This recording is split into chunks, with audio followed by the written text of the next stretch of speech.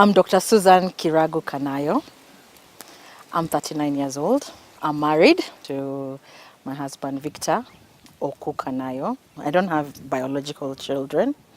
I have 71 children who I take care of as a non-biological mother.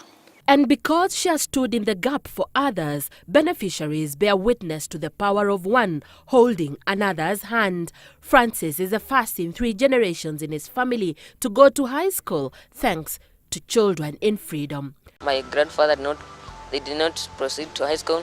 My father did not proceed to high school, and I am the one who have proceeded to high school. No child should ever miss out on their dream because of finances.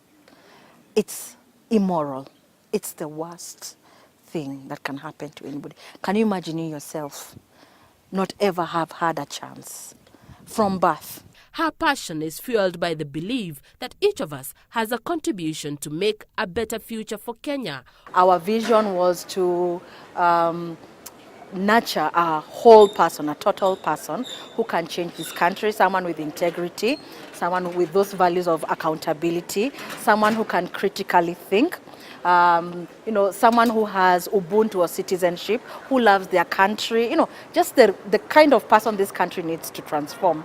And they were not getting it totally from their schools. So we decided to add value to what they receive in school. And that's when we established a program called Mentorship for Freedom.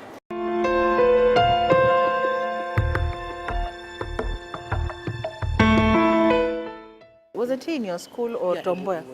Uhuru Park. This is the place where some of the beneficiaries of the Children in Freedom Scholarship Program gathered early this week. This is the beginning of a 6-day mentorship program, courtesy of Dr. Susan and her husband. It is a journey that took us to Lukenya. What does it stand for? The fire that burns in her as she engages the students is evident. So, where did it all begin? I went to do my PhD in the University of Cambridge.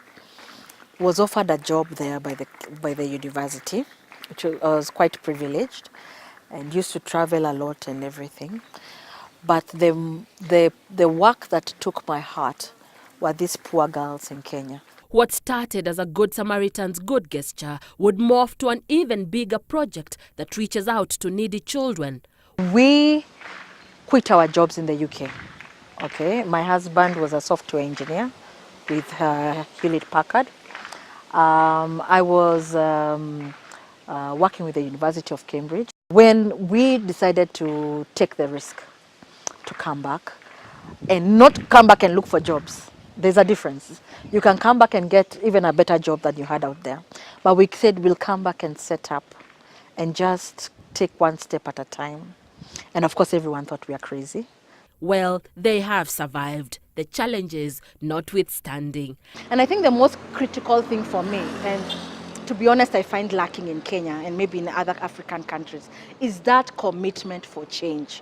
There's such a disconnect between yap, this is what we need to do, and doing it. The secret of success you people are not spending does not lie in what you see.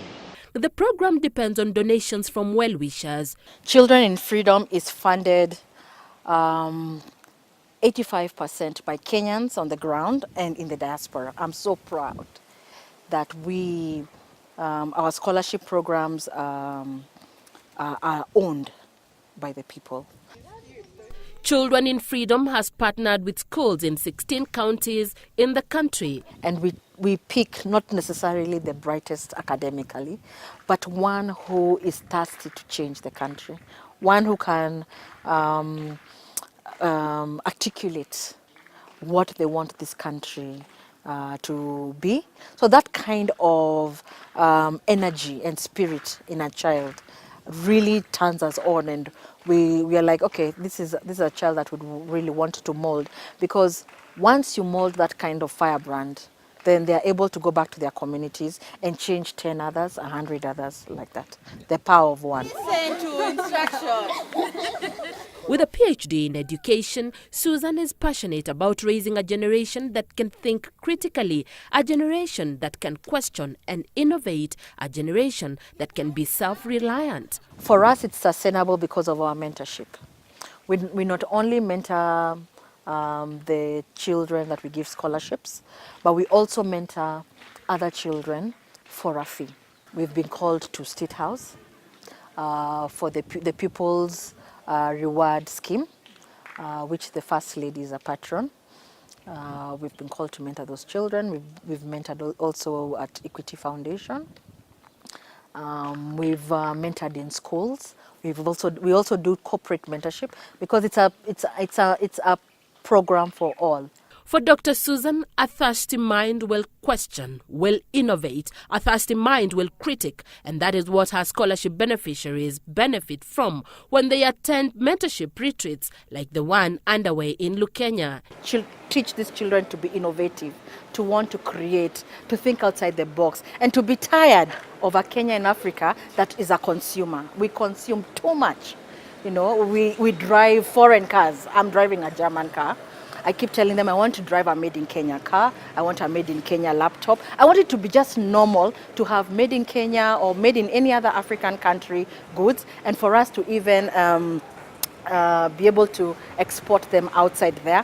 And when I think of myself and the kids that we have, they are so great. They're clever. They're intelligent. We can do all things. They are often reminded that the sky is the limit, and if they reach for it, then the future looks brighter. For Citizen Weekend, I am Mawathe.